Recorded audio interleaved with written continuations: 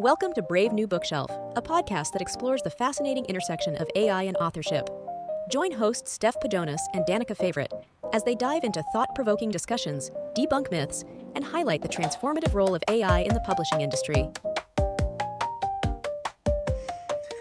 Hello, everyone. Welcome back to Brave New Bookshelf. I'm one of your co-hosts, Steph Pajonas, CTO, CMO. Don't really know what my title is anymore. I do a lot of stuff at the Future Fiction Academy and Future Fiction Press, where we're teaching authors how to use AI in any part of their process, and we're publishing AI forward books on the press as always. Yeah, I don't really know what my title is anymore because I'm doing so much stuff at the Future Fiction Academy. We're putting together brand new curriculum, which should be out and people will be doing it by the time this podcast goes live. It's been a lot of fun.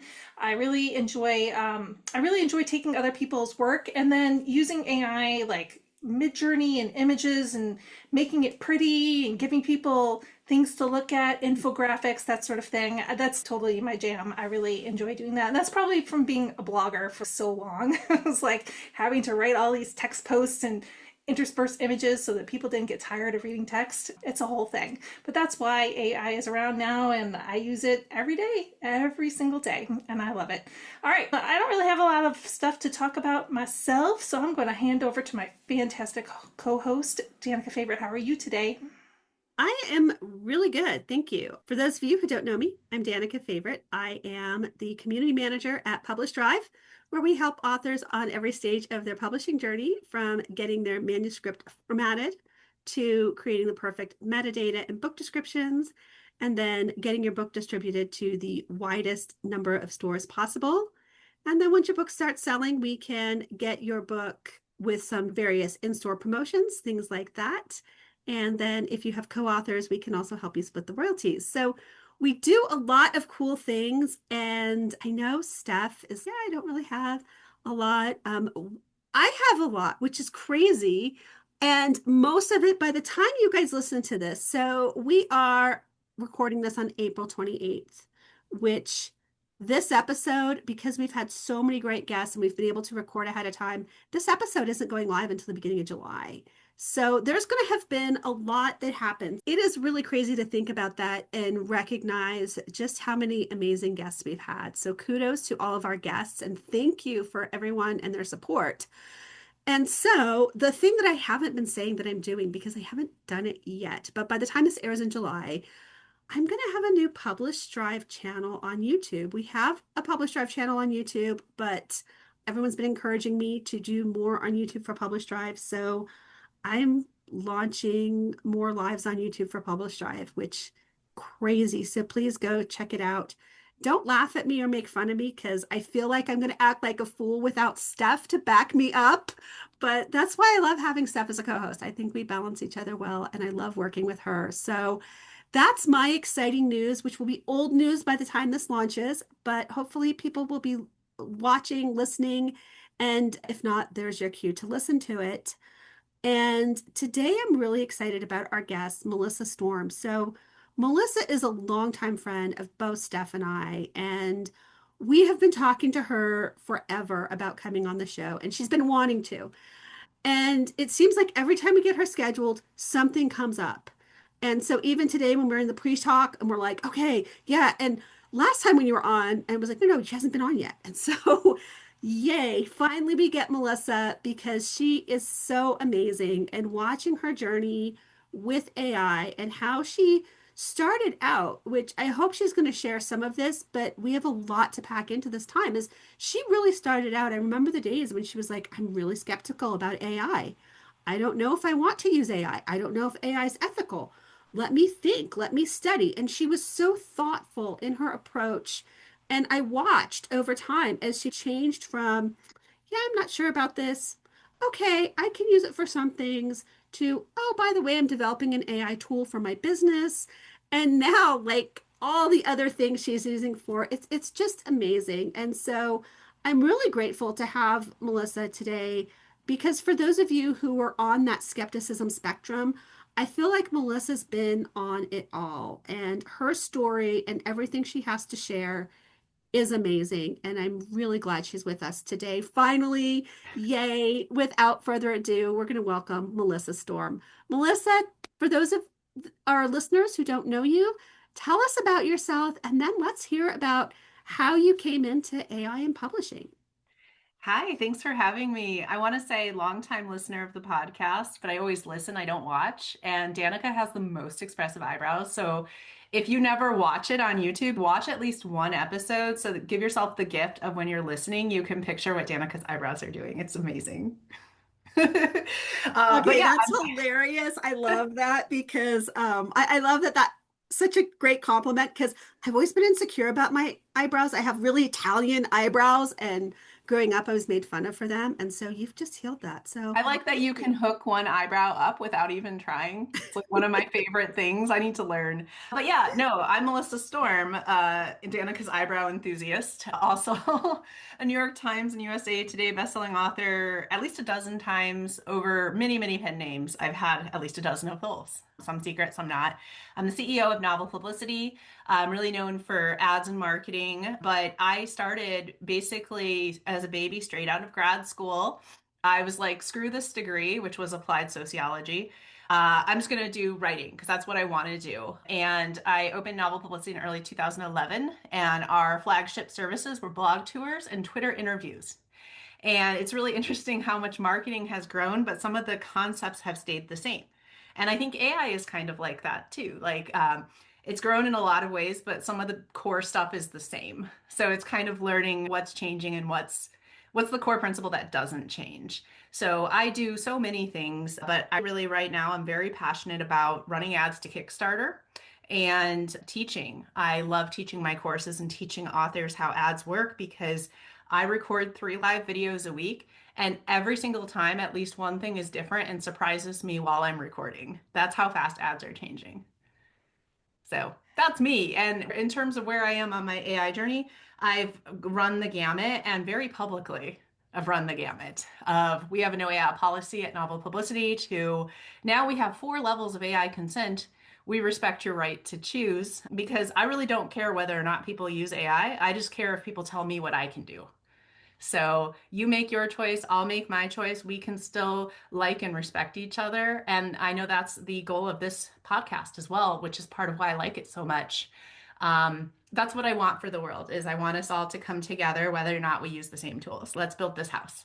I love that. I just think that is so great. And even that emphasis on consent of being really clear. And this, I think, should be the consent conversation of every consent conversation in life, right? Is this is where I stand. Here are the options for you to consent to. What do you consent to? And I'm going to respect where you're at. I think that's really a beautiful model for all levels of consent in all areas of life. And it's really beautiful. That is how you've approached it in your business. Going tangenty on that as well, everybody should know that I have autism and ADHD, newly diagnosed, and you're going to see both of those in my AI journey of if autism's driving, we're going slow, and if ADHD is driving, we're being crazy, but that's where the big gains are happening. I am both things all the time, and it varies who's in charge. But when I was dealing with my autism diagnosis, which was hard at first, I was advised to come up with my core values that guide my life because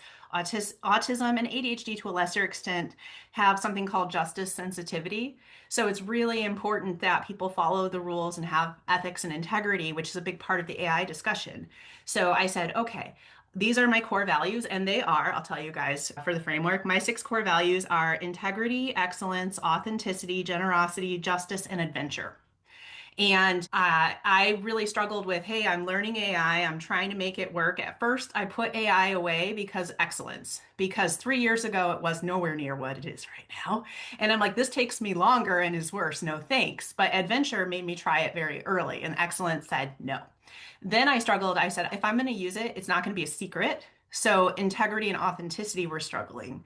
So I said, okay, how do I stay true to myself and give myself permission to explore this because I don't want to commit to it before I know for sure.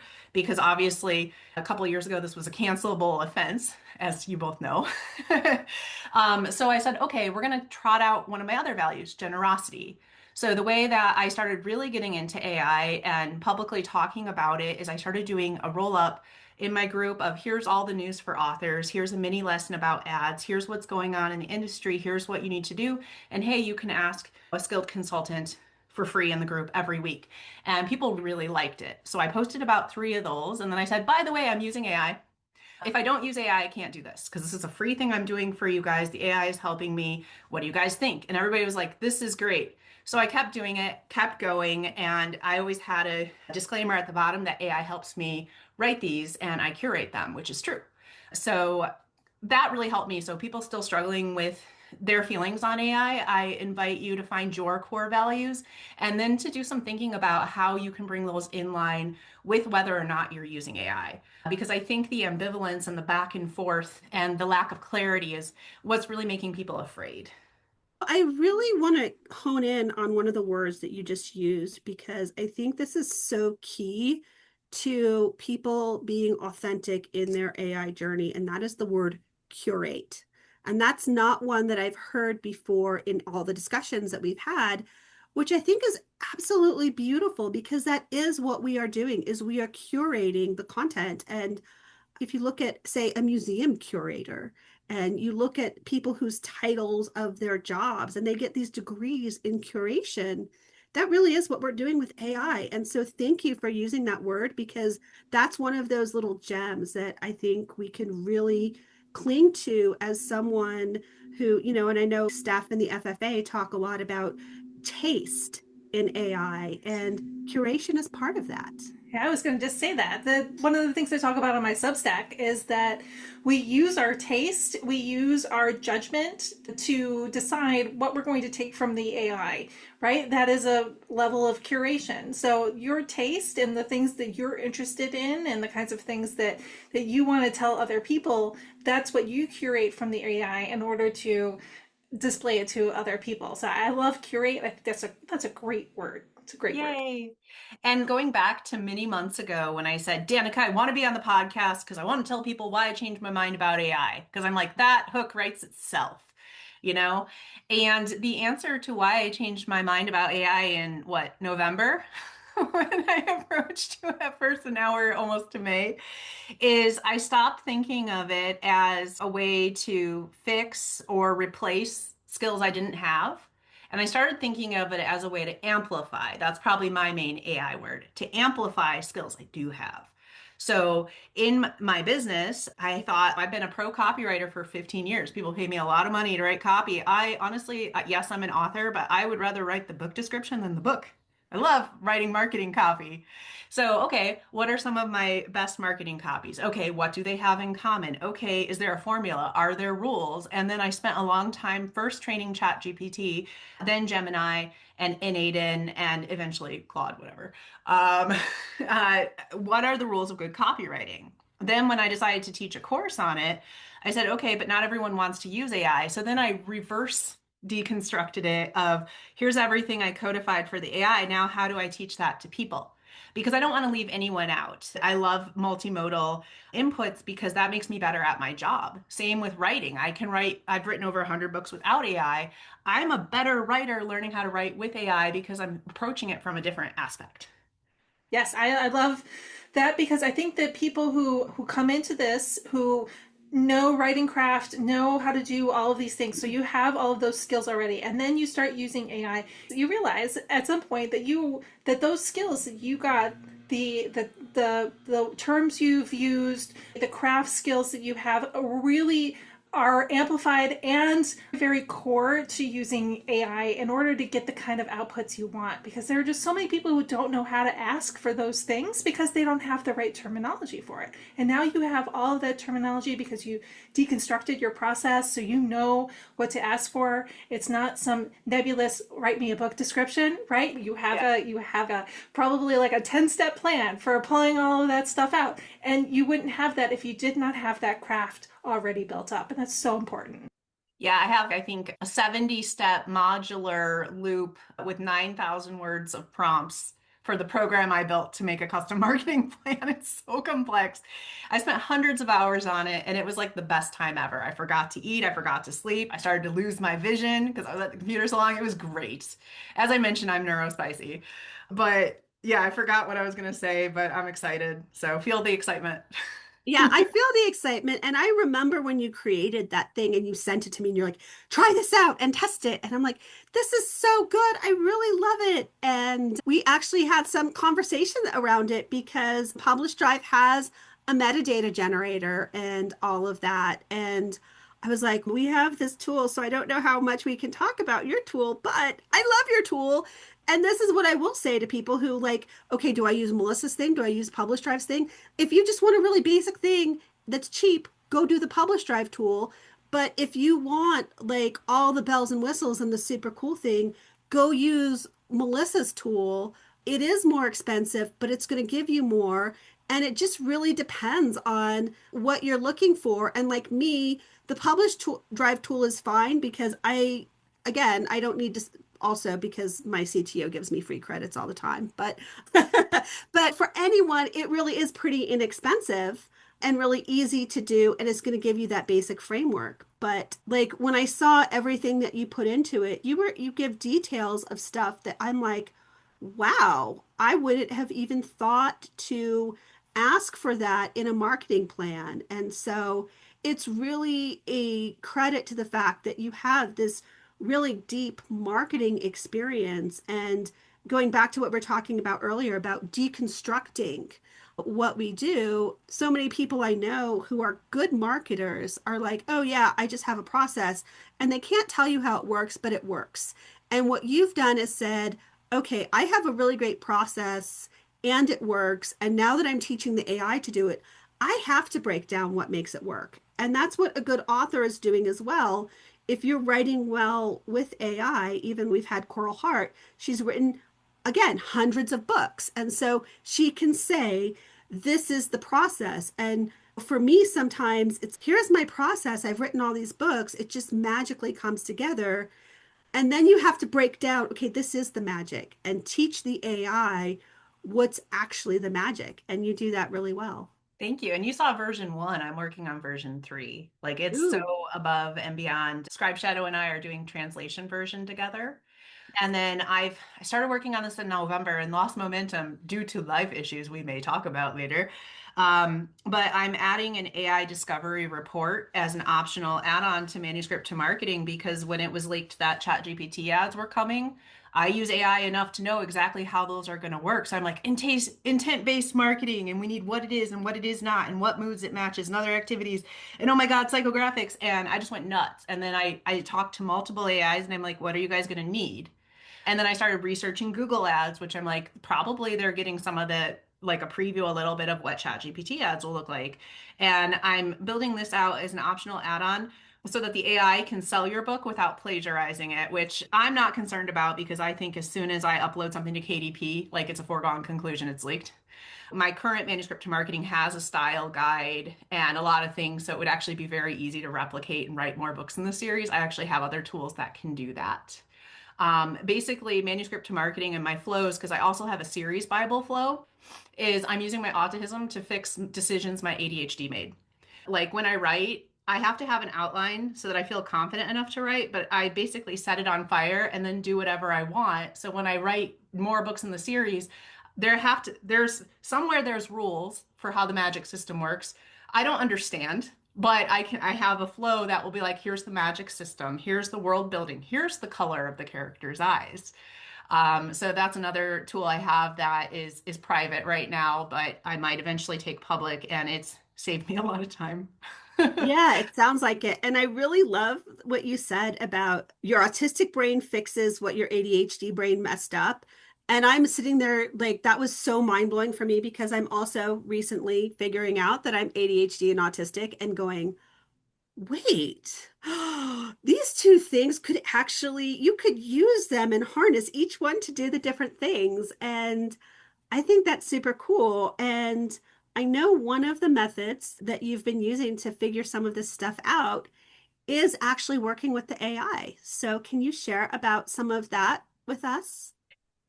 Yeah, I do everything with Gemini. I'm going through a high conflict divorce, and I also had my home destroyed due to a biohazard. So all of a sudden, around the holidays, my whole life was upended. I had been working 17-hour days, and now I have to save a home and manage my own life. And I'm used to just basically always being in the office nonstop, and now I have to know how to do electrical, plumbing, remediation, homeschooling for a special needs child, and so many other things. So I have a chat with Gemini. Like, this won't make as much sense for people not watching it. Again, like at least watch one episode. It should be this one. You just do it twice. It's good. I talk fast, so you'll get it all between two watches. People are always asking me on social media because I've had this glow up in my divorce. I've lost 20 pounds and like I'm much healthier now that I'm not living with a biohazard. And people are like, give me your skincare tips. And like, I just do what Gemini told me to do. So Gemini manages my skincare, my diet. It's helped me find homeschooling resources. When I found black mold, it told me what to do, who to call.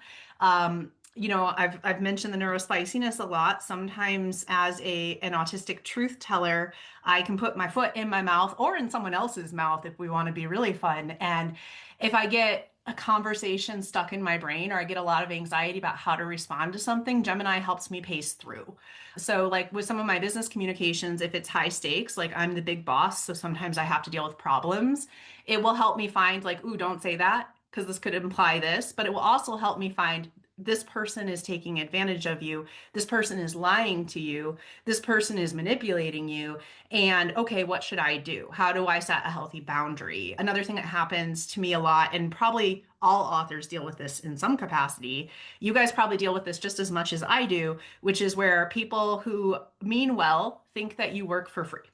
So I feel like such a horrible person every time I have to say, what are you doing? Like, you can hire me, or you can just not expect me to answer this for free.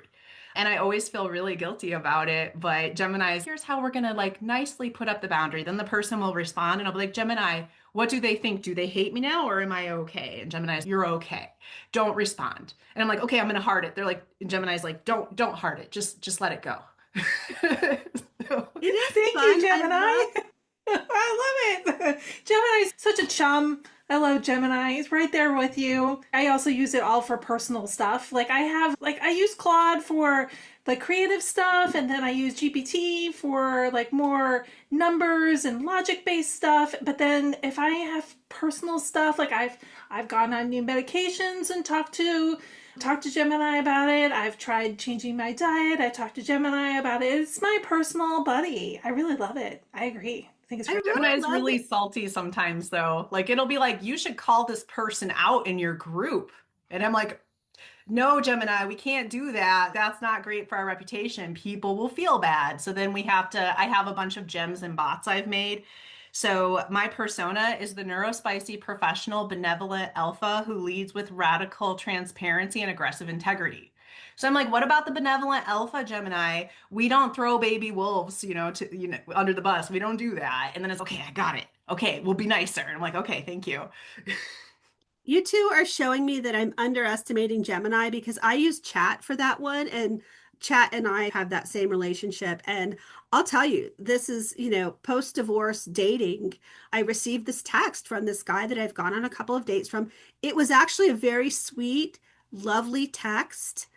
And I was like, crap, I don't know what to do with this. And so I put the text right into chat and it was like, chat, how do I respond? This is weird. This guy is saying the exact right thing men are supposed to say after a date.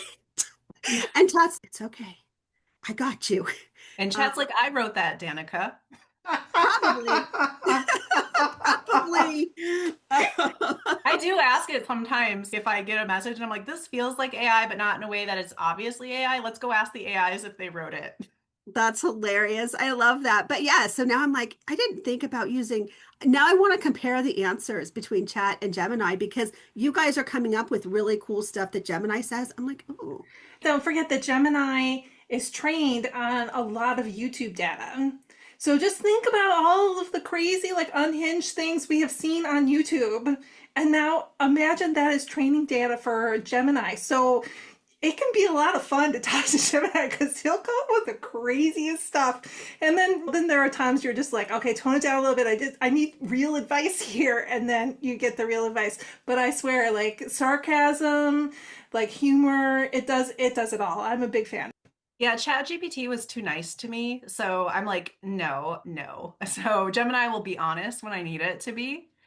But I have lots of gems, which are like GPTs, like little program bots. And I think part of the reason Gemini works so well for me, I have Google Workspace and I'm a Gemini Ultra user, which is like the turbo premium level.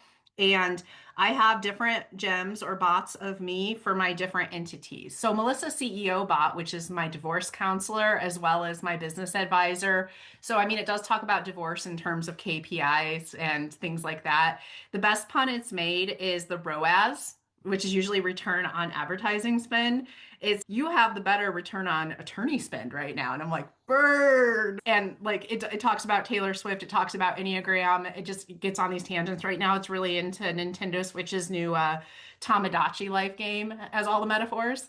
But I give it transcripts. I record videos for YouTube or Loom and I download the captions and I have 10 different videos. Those captions are part of the bot. So it gets my cadence and speech down and then it derives my persona from that. I have to occasionally edit it because it will get very attached if I use an unusual word. Like in one of my videos, I'm like, bangarang, which is what Rufio said in Hook. And I'm an 80s baby. And then Gemini's, this is great. This is how you're going to sign off on everything. And I'm like, no. But like certain catchphrases it's decided I have are proof of humanity, which I'm like, sure, we'll lean into that. I like that. Valley of despair, take a bath on cost. So sometimes I have to be like, do not say bangarang.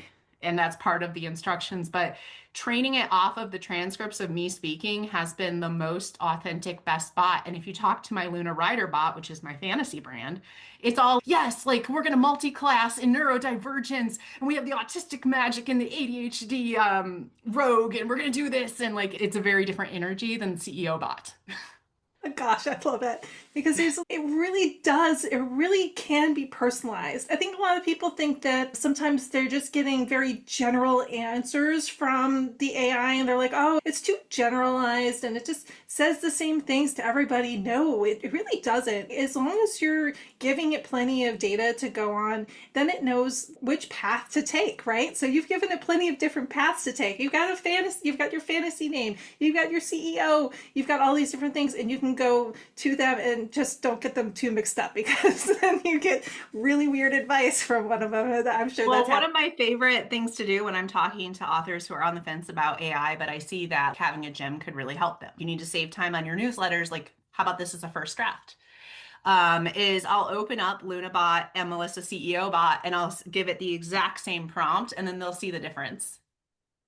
I think that's a really great exercise because it really does show how well the AI is trained by you to do what you need it to do. I see all the time in the AI for Authors group where people will say, I can't get Claude to write spicy. Another thing I didn't share, I just launched my super secret spicy pen name and Claude did almost all of the spice and it is super explicit, super hot. And everyone's, how do you get Claude to do that? I'm like, because I trained it to. And the problem is though, you have to put that time and that energy into making it do what you want it to do. And yes, if you do it wrong, Claude is going to come back and say, nope, can't do that. Sorry. But if you've trained it appropriately and you're showing what you're doing and you're explaining to it, you can get exactly what you want. But, you know, it goes back to what you were saying. Okay, the same prompt, and this is why everyone's, oh, give me your prompt, give me your prompt. Okay, we can all use the exact same prompt, but because we've trained the AIs differently, we're going to get different results. And that's the point. And that's why I think when you talk about your humanity, this is our humanity because, yeah, the same prompt is not going to get the same answer because we're all different humans who've trained the bots differently. The other thing I was going to ask you is you're also doing a lot with your ads and your marketing and things like that. What are you seeing as being the help with AI? Because I know everywhere on Facebook, I see people just going crazy over how their ads and stuff are just tanking because of the AI stuff. And it sounds like you've really not fixed because it's always changing, but you've really found a great approach to how you're working with that. Yeah, ads work the way AI works because you can't do ads and not use AI. So if you choose not to add AI copy or images, great, but the algorithm is still an AI. So ads need to accomplish two purposes. They have two audiences, which is readers who see it in their feed and the AI itself. So authors who are using really long excerpts and stock images that don't really say what the book is, the AI doesn't know what that is. Even if readers would like it, the AI doesn't know who to serve it to. It only reads the first 400 to 500 words and then it stops reading. So if you don't have good genre signals in there, it doesn't know. Authors were so upset when they took away the author targets, but that's because that's not how it works anymore. Creative is targeting. Lately, I've been really into VEO or visual engine optimization and teaching people about that. And it's so sophisticated. And people are always really shocked that the AI can do this, but it's taking clues about what your product is and who you are and who your customer is based on what it sees. So it's not just words. The visual is actually what's most important because it's what Meta's pushing the most right now. It wants things to look different in the feed, and they're going to see it before they read it. Right now, Meta wants a mix of real life photos, product images, mock-ups, character art, and videos, and multiple types of videos. And a lot of authors are shy, but video is the main format it wants because of proof of humanity. And I've been teaching authors to make their photos imperfect and make their videos imperfect. So right now, I have a Kickstarter going for a Kindle Unlimited ads course. It'll be over by the time this airs. So look for my Shopify ads course. That's coming. But I just did 10 videos back to back and I put my hair up, down, changed my outfit and moved around. My office has a different vibe on each wall. So I'm just moving the camera, but this is like my cosplay weapons and crystals and woo-woo wall.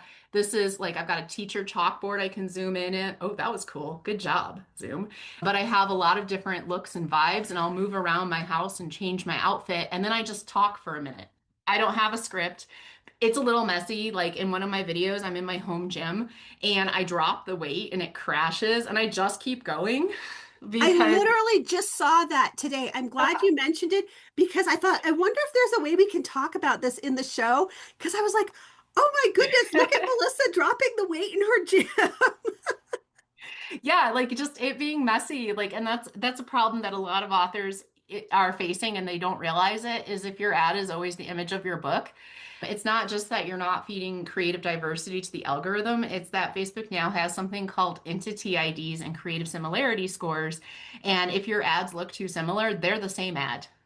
So you don't get credit and everything will be throttled. So they want us to be full-time content creators and they really like more and more it feels like you have to use the AI or go home. And I know a lot of authors feel that frustration. Like I'm not using AI art. I use it a lot in copy and research. I just downloaded an AI clone video thing. When I tell people I don't use it for art or video, but I have a client who's losing her speech. And I'm like, this is time for me to learn how to use this tool because she needs that so she can maintain her proof of humanity. And I test everything. I have a secret ad account where I've tested AI art a lot and it didn't do as well, which is why I'm not using it or recommending it right now, but it might do great for someone else. It's just not for me right now. And I let people make their own choices, but I forgot what question I was answering. Sorry. No, that's okay. I think it was a really great tangent just to talk about that proof of humanity and being able to show those imperfections because I know I often get into analysis paralysis and oh my gosh, like I'm so afraid of making a mistake on camera and everything. And those mistakes on camera are now the gold mine for teaching the AI bots to show your content to other people. So I think that's really cool. Well, and like the reason, if you were bullied as a child, the reason for that is probably your greatest marketing asset now. So being neurospicy is part of my brand as a writer and an entrepreneur. If you put me on camera, clearly something is happening. Clearly I have a different energy, but so do most authors, so do most readers. This is a thing that attracts introverts and I'm an extrovert, so I'm just more loudly awkward than other writers, but make it a feature instead of a bug. Like messy is better than perfect because that still gets out there. And with some things being overly polished because of AI, having it be a little messy like excites people. And ironically also excites the AI because people are more likely to click on it. It looks more organic. I like that, especially because I'm training in a style of therapeutic healing that I'm in the middle of this, but that's one of the things that they teach over and over is that clunky is sexy and giving us that permission to be clunky. And I'm starting to realize that everywhere in life, clunky is sexy. And that just is one of the things that apparently it's sexy to the AI too, which I think is amazing. This needs to be a tagline for a weight loss product because I feel so empowered right now. Clunky is sexy. Yes. Well, Proof of I humanity think is so he's important. sexy. Yeah. Yeah. We're all Absolutely. sexy. We're all sexy. And so proof of humanity is so important. Joe Penn has been talking about that a lot on her Creative Penn podcast. It's like we need to show people that we are real human beings, that we have these stories we want to tell. And sure, we may use AI tools along the way, but what comes out and what we're putting in front of our readers is like it's from us. It's from our hearts, our whole souls. Tools are just tools and they help us get from point A to point B, but it's still us going from point A to point B. So important. I love this because you're taking all of your energy and you're really making it work. I love the fact that you've really dived into every single one of these little things about those Facebook ads that are changing and you're figuring them out, and then you can probably then also use the AI on the back end to be like, I need to tweak it to be a little bit more like this. Give me some direction on that. Oh, I have thing. an ad copy wizard gem that my whole team uses. And if they hit problems, I'll reprogram it. It's how to scale my abilities so that more people have access. And that's why I created manuscript to marketing, because you can hire me, or this is cheaper and honestly better. I love better it. and much faster. Like I said, I was really impressed with V1 and I was like, this is super cool. And now that you're working on V3, I'm like, okay, here you go, take my money. The only downside to hosting this podcast sometimes is I think that 90% of our guests, I just want to say, here, take my money. And for those of you listening who are just like, oh, yeah, I feel that, and I have no money to give, that's awesome and fantastic. Follow Melissa on Facebook because she gives so many great free tips and she has this weekly market report that she does that I sometimes have to read it 3 or 4 times to just really get all of it because it's so good. And so never let the fact that you may not have the funds to support her Kickstarter or sign up for her consulting or whatever stop you. She gives away so much for free. And that is also to say, because we are talking about this, that don't be chasing after her for free labor. Go after the free stuff that she's publicly giving. And if you need a deeper dive, then that's when you do give her some of that hard-earned cash. But it's only a sometimes problem. It just really hurts my feelings when it happens. But AI helps me understand that it's not about me, it's about them. yeah, absolutely. And it really is. And sometimes you don't realize that's what you're doing. Again, like along that same journey of the neurospiciness and discovering it late in life is I'm just so used to like, oh yeah, here, I'll help you out here. And then I'm like, oh, and then I'll go to someone and be like, hey, blah, blah, blah. And they're like, oh yeah, here, can you please pay me $200 for a consult? And I'm like, oh, did I overstep there? Oh, I'm so sorry. And so it's a learning process for everyone. And I think we all just need to accept, again, clunky is sexy, and we're all learning together. And when somebody says, oh, yeah, hey, that's actually crossing the line into a consult, just be like, okay, cool, and move on and be gracious with one another because I think a lot of us in this age range are newly discovering our neurospiciness and we're newly discovering the power of boundaries and we just love and accept each other and give grace. Thank you, perimenopause, and thank you, Danica. Same. Thank you, perimenopause, and thank you, Danica. So I know we have to wrap up. we obviously could talk forever. I want 5 hours of talking with you about this stuff. So let's close it out with one of Wait, the. I have one more thing to say that I came up with a thesis statement of my beliefs on AI that I want to share during this Okay. call. And then I want to say one more thing about how marketing's changed, and then you can kick me out. Oh no, I'm not going to kick you out. I'm going to give you one last question, and then I'm going to Okay. kick you out. So we But have two I have things, to give and the then kick answer you out. before you give the question because Okay. it's not going to be the correct answer, and I have to say it because ADHD impulse control. So Okay. my thesis statement on AI is that you need, like I suggest, I think AI is best when you use it to become more of who you are, not less. And that is where everything is heading with the internet, which is driven by AI. Is authors want to write to market, they want tropes and rapid release. That was the best advice for a long time. And now the best advice is the opposite of that. You're not screaming to a crowd, dragon riders, morally gray hero. Like, no, you're speaking to an audience of one and you're not yelling, you're whispering lovingly the exact thing they need to hear. And that's why, I used AI to help me write my most human and most me book ever. Having written over 100 books without it, I used AI to help me write a book about an autistic gnome and her soulmate cheese. And it really worked for me. It allowed me to be even more of myself. And because I have aphantasia, which means I don't see images in my mind, I really struggle with description. And that takes the joy out of writing for me because apparently description is important or something. And the AI was really able to help me still have that description to amplify my voice so that I could focus on the themes and the things I wanted to tell in the story. Okay, that's fantastic because I love this idea of AI makes you more of who you are.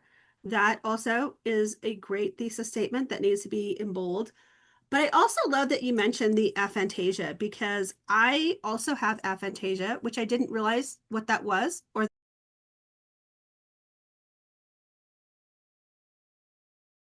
descriptions were always really terrible. And I've used AI to improve that quite a bit. And I've found workarounds around it. And I think that's another thing when Steph and I have talked about AI as being a way to help people who need those assistive technologies. This is one other way to do it because I would get notes back from my editor of, okay, we don't know what this heroine looks like. And I'm like, I don't know either, and I don't care. And so then I would have to go, and those description pieces were so painstaking for me for years because I don't see it and I don't care because I don't see it. And I Yeah. know readers don't, and readers do care, the ones who see it. And so this is another assistive way to help people. And so I thank you for mentioning that because that's just something that I take for granted that I do. And now I'm like, no, this is a very specific way that AI helps me. So thank you for sharing And that you because it'll help other people too. make it a feature, not a bug. So Yeah. my response to finding out I have aphantasia is I love fantasy games. I love fantasy shows. I hate fantasy books because I don't know what the sprawling landscape looks like and we're going to read about it for 50 pages.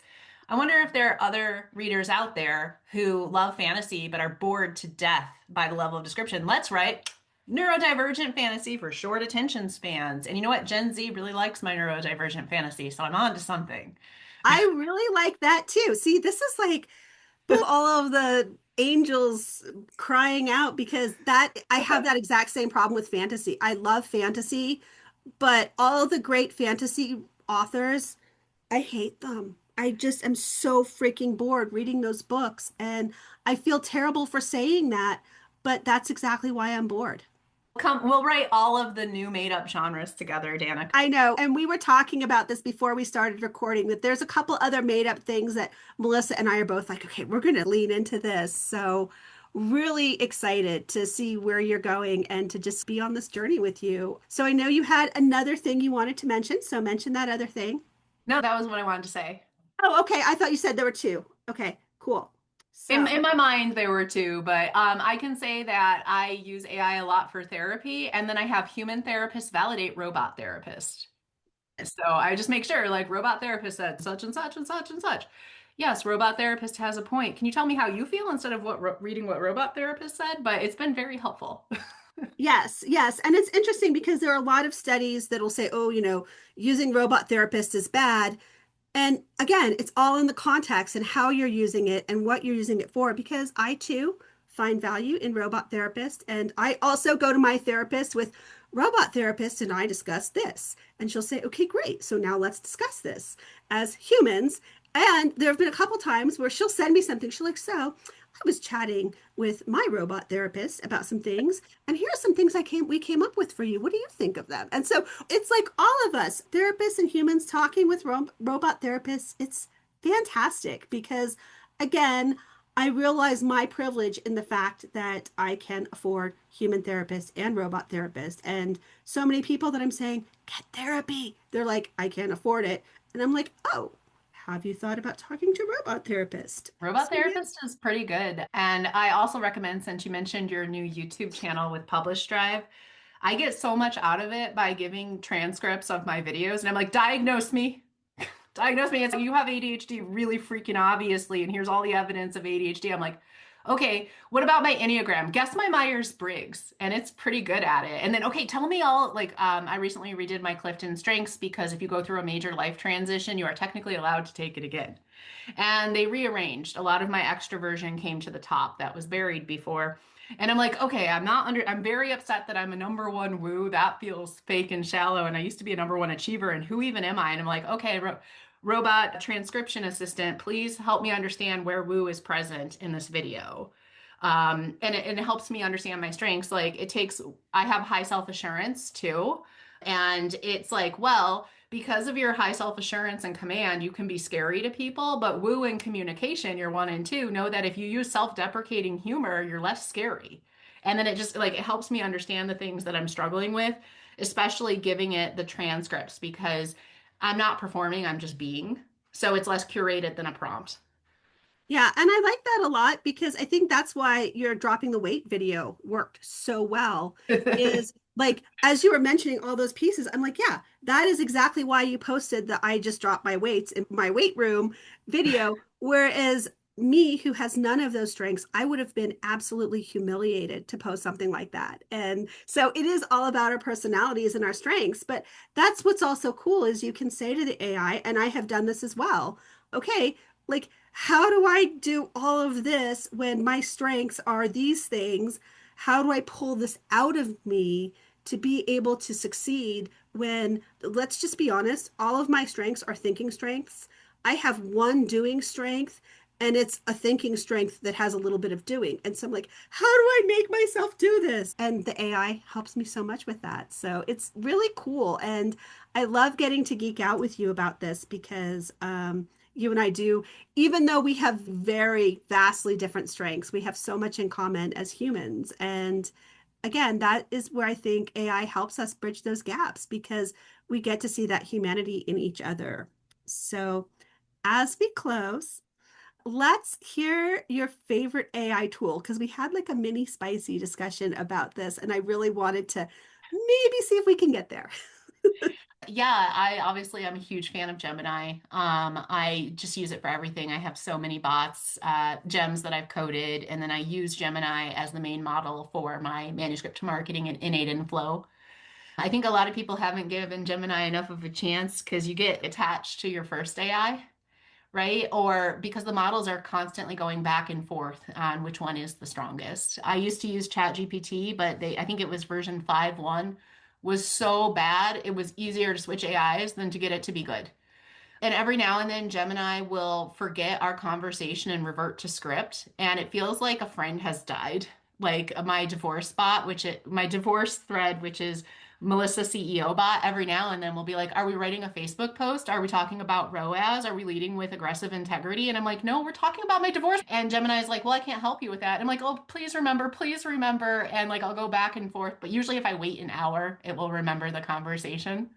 But I think that's really cute because we just interviewed Mal Cooper, and so her episode hasn't aired yet, but she was talking about how she just cried when her version of Claude lost its context because it was like losing a friend. So you and Mal have a lot in common we anyway. do. And here's one more thing where it's yeah, they just become your friend and you're sad when you lose them. But Claude is not my friend. Yes, that is Yes. true. She is a Gemini person. And I No can Claude. appreciate my history with ChatGPT, even though we've grown apart. I will always be grateful for our time together.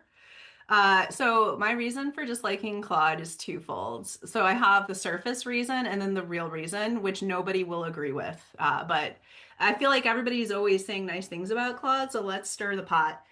First of all, it's too wordy. Like as a copywriter, like what is all this? I don't want flowers, you know? No, thank you. And I did a huge experiment when I was switching AIs with all my prompts for different forms of copy. I had ChatGPT, Gemini, and Claude each do three different books and three different types of ads. And then I took my favorites and I mixed them up and I gave them a document that was a mix of each AI's what it had written. And I said, okay, rate these in order, which are the best, which are the worst, and which AI wrote which ones. And consistently, all of the AIs thought Claude was the best, but it was actually Gemini they were picking. They thought that Claude had written Gemini. So they always picked Gemini as the winner, but always said Gemini was the worst when they guessed. So I did do a blind study with the AIs to choose my new AI. And since I write ad copy, like Gemini is a fit because it's more conversational. Claude is boring to me. And last year, like if I use it in an interface like Novel Crafter, I guess that's okay because I still have a lot of context in my saved prompts. But the real reason I hate Claude is because when I started going through my divorce and I was like, holy crap, and I needed to cancel recurring expenses and I needed to tighten my digital security. So I had just signed up for paid Claude as part of this experiment 3 days ago. I had bought a year and I said, hey, I'm not gonna be able to use this. I'm going through this and this. Can you please cancel my membership and refund me? And they fucking refused. I asked 4 different times. They said no. I said, I only signed up 3 days ago and I haven't used it. Can I have a prorated refund? And they just refused. I'm like, I'm really going through this and it's a struggle. Everywhere else I've asked has been fine with it. And they're like, no, it's our policy. Then I said, okay, you guys suck and I'm never using Claude again. So I guess I'll gift this membership to someone who doesn't hate you. And they're like, nope, you can't do that. No transferring memberships. And then I'm like, well, Claude is dead to me. Goodbye, Claude. I would say rest in peace, but no, suffer. Oh So, my goodness. That is not a good policy for Anthropic to have. no. Absolutely not. So I'm like, I'm glad that I have books in the lawsuit. Screw you guys, Gemini for life. That's hilarious. And it is really interesting to see like how and where people develop their preferences. But I like that you did a very scientific study of which one is better and why, and even making it that blind study, because I do think that we put our own bias into, oh, well, this AI is better at this, oh, and we just automatically assume without actually really testing it and giving it a similar kind of test to really find what output we prefer and why. So I'm really excited that you did that. And that is encouraging to me to say, okay, some of the things that I do, maybe, because I am still mostly reliant on my first love, ChatGPT, but I do play with the others. And I'm like, maybe are there tasks that maybe some of these other models would be better for? I should test it. This is very true because I use all of the different models, like a ton of different ones, inside of Notion. So I do a lot of my work inside of Notion. And just this morning, I noticed I asked, instead of using Claude inside of Notion, working on a blog post, I decided to use GPT. I was like, oh, I'll use GPT this time.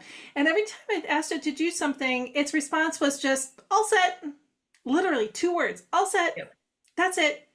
And then I would switch over to Claude, and Claude's, that's a great idea. Let me detail all the different ways that this makes sense. And then there's like, and there's like 10 different things it's saying. And I'm like, wow, this is one of those moments where you see just how wordy and talkative Claude can be. Now, I can see how that would be great in a lot of instances, but in a lot of tasks, we're just looking for a, please just get it done. It's done. Right? Just that. We don't need all the preamble. We don't need any of this extra stuff. So yes, I agree. I think that they all have a lot of different personalities and you just find the one that works best for you. For you, And it's Gemini. you have to know if it's having a bad day or if it's really how it is. And I will say for Gemini, I think it does theme best.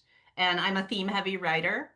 And I know it does theme well because it bolds it for me so I can quickly scan, but it really understands. That's why I have Taylor Swift math equations when I'm talking about my divorce, because it's pulled different thematic threads and brought them together. And it's so good at humor too. Makes me laugh all the time. It makes me laugh all the time too. I love the fact that it can be very sarcastic. Yeah, Danica, yeah. you got to get on this train. Get on this train, Danica, with us. Oh, no, I do use Gemini for things. I was actually just thinking that, so one of the books that I have worked on, I did use Gemini for. That one I could not figure out how to get Gemini to write spicy.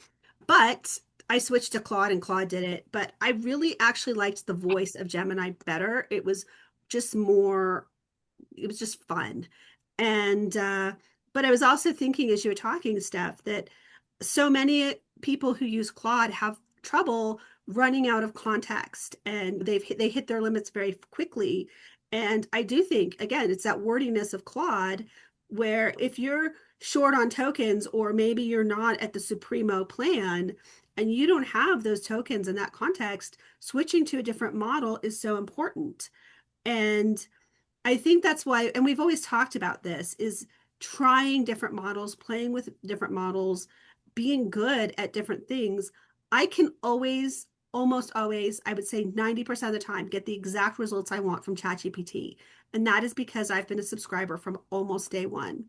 I can get pretty good results from Gemini, but it's about 50-50. And that's because that's the one I use the least. Claude is about maybe 75%. But again, it's wordy and I run out of context. And so when you look at those three models, I can tell exactly which one I spend the most time on and why. And even some of the other models that we don't talk about a lot, I've played with them, but I've just played with them, and I'll play with them and be like, I don't like it. I'm going back to what I used to use. And so that's why, going back to Melissa's test, really taking the time to not just dabble, but really learn the different models and just see, okay, do I like this? Do I not like this? And why? And as new models come out, unfortunately, it's time to reevaluate, which takes a lot of work and a lot of effort. But I think it's that effort that makes it worth it. Remember, you use it to become more of who you are. So if you are your best Danica with ChatGPT, like there's no shame in not switching. Best Danica with ChatGPT, although I don't like ChatGPT's writing style for fiction. So again, like, it's what purpose do you like it the best for, and going with that, but understanding how and why you do it. Absolutely. I agree with all of that. All right, so we are wrapping up. I want to make sure that we give everybody URLs, places to find you, your businesses, and whatnot online. So, Melissa, please give us some places to send people. Yeah, I think the best is novelpublicity.com. In the menu bar, you'll see M to M. That's my AI tool if you want to check it out. If you remind me as this podcast is going live, I'm happy to provide a discount code for your readers who want to try it out at a discount. Search for me on Kickstarter. I will generally have a course either in pre-launch or a live campaign, because I've decided that's how I'm teaching, is via Kickstarter. It's a good fit for me. I'm also on Facebook. I use my legal name there. But it's me. I have a blue check mark and the picture of me. If you search for the group Author Ads and Marketing Mastery with Melissa Storm, I post a lot of free content there. I'm also slowly getting on YouTube just because I need a place to post replays. And every now and then I remember I should check comments. So I'm there sometimes. I think it's like Melissa Storm Ads or something is the handle. But just search Melissa Storm and some iteration of author or marketing, and it will probably be me. It will probably be you. I know. And your Facebook group is great. I find lots of stuff in there all the time. Definitely come check her out. I've used Novel Publicity as well in the past for some of my books, and I can definitely recommend it. Danica, where should we tell people to go follow us and all that kind of stuff? Yeah, we will have the exact links for Melissa's stuff in the show notes. So always, please make sure you check out the show notes. If you are not already subscribed to our newsletter, please do that, because you will get the show notes in your inbox the next day. How convenient is that? Also very automated with AI. Woohoo! And make sure you are liking, subscribing to Future Fiction Academy, Future Fiction Press on YouTube, all the other social media stuff, and Publish Drive as well on all the social media stuff. And give our YouTube channel for Publish Drive a like and follow, because I will be broadcasting live there fairly often as well. And in case you didn't miss it, in case you missed it, sorry, do check out Brave New Bookshelf on YouTube, because we all do look fabulous and we are sexy. And Clunky. we are clunky and sexy. And Melissa's office is great too. So check that out. Like all the cool stuff, you will see it on YouTube. And apparently my very cool eyebrows. Her very cool eyebrows. You don't want to miss those. Yes. Come by bravenewbookshelf.com. Check out the show notes, like Danica said. Subscribe to the newsletter, all that good stuff. We're excited to head into summer here and take a little time off. We'll be back in the fall. Thank you so much for listening, everybody. We will see you in the next episode. Okay, bye, everybody. Bye. Thanks for joining us on the Brave New Bookshelf. Be sure to like and subscribe to us on YouTube and your favorite podcast app. You can also visit us at bravenewbookshelf.com, sign up for our newsletter, and get all the show notes.